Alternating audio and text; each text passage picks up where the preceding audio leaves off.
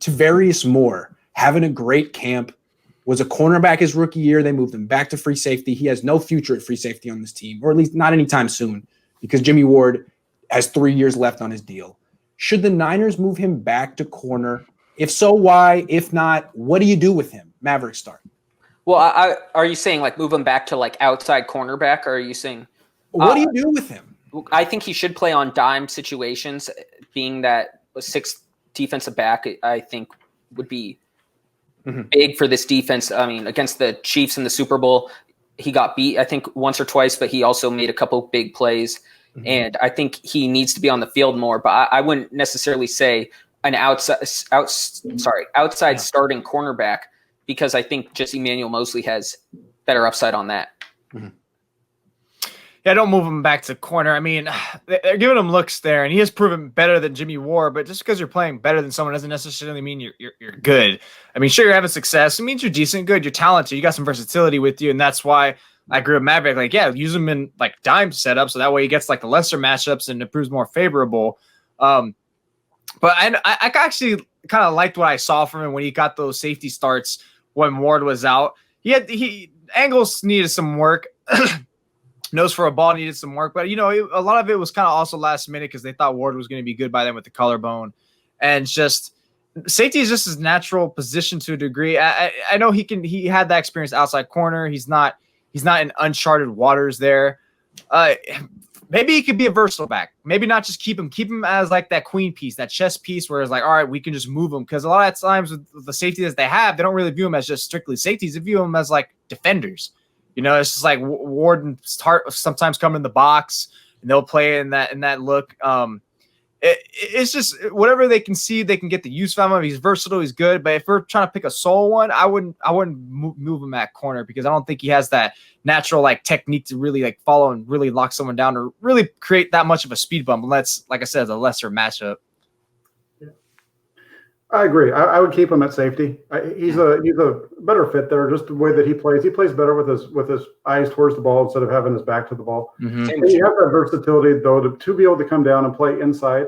If you had him and Tart and Ward all in the backfield at the same time, you really don't even know where those safeties are going to be, because they can, he can come down and play in the slot just as easy as Ward could. So I would keep him out there, keep developing him. With Ward, at some point he's not going to be able to start, and it'd be good to have more there all the time. Yeah, that's a good point. I mean, you need to have a high level backup if Jimmy Ward is your starter. That's a good point. I think we all agree you can't move him back to corner. You can't take a kid who's a safety in college, move him to corner, move him back to safety, move him back to corner. Just messing with him. That's the way to make him a bust.